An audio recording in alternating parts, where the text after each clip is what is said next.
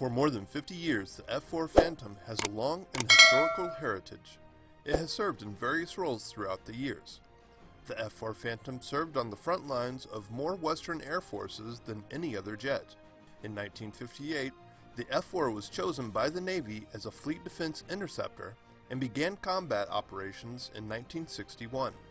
The aircraft flew every traditional military mission: air superiority, close air support, interception, air defense, long-range strike, fleet defense, as well as attack and reconnaissance. The second engine was also considered an advantage because of the reliability and effectiveness it provided.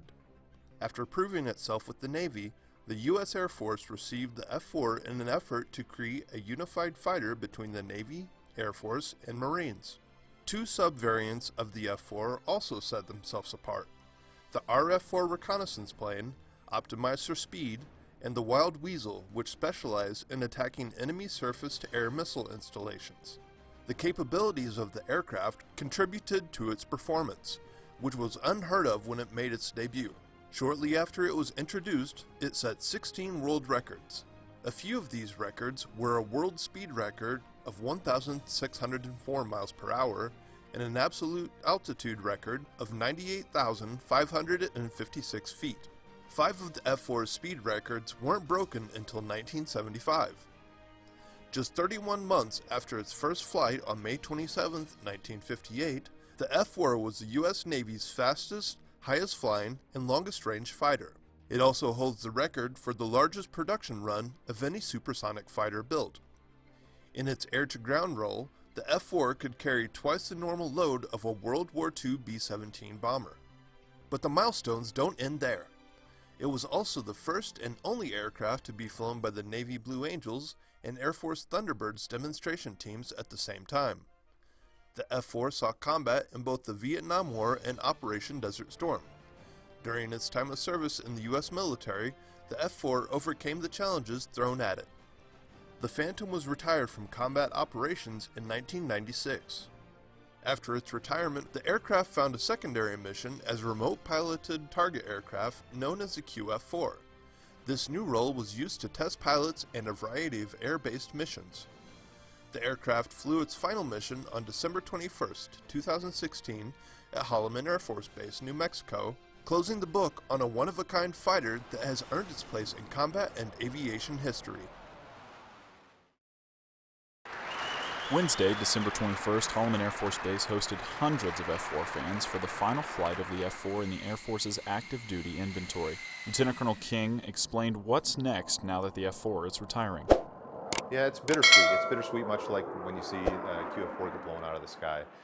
It's sad that the F-4 is coming to an end, but it's exciting because now we can bring on the QF-16, which provides more realistic capabilities for the threats that we're facing out there, and we can test those weapons and those radars more realistically with the F-16. Many F-4 fanatics came from far and wide to send this warbird off right. I spoke the retired Colonel Klaus Klauser, who flew the F-4 for 20 years, what his final words for his old friend would be.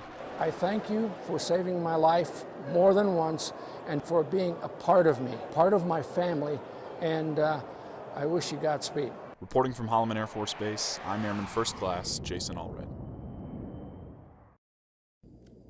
The F-4 Phantom II played multiple roles during the Vietnam War and operated for more than 50 years during its service to the nation. Recently, 2 of the Air Force's last remaining F-4s landed on Hill Air Force Base, Utah. The flight marks the aircraft's final visit to Hill, where the Air Force Life Cycle Sustainment Center manages the program. Lieutenant Colonel Ron King, the Air Force's last active-duty F-4 pilot, reflects on the fighter's distinguished performance. Well, I think it's just a great airplane to fly. I mean, it is an iconic airplane that's been around for so long. It's a challenging airplane to fly. I also fly the F-16. It's a very different airplane than the F-16. It's a very manual airplane, and it's challenging, but it's just an absolute blast to fly.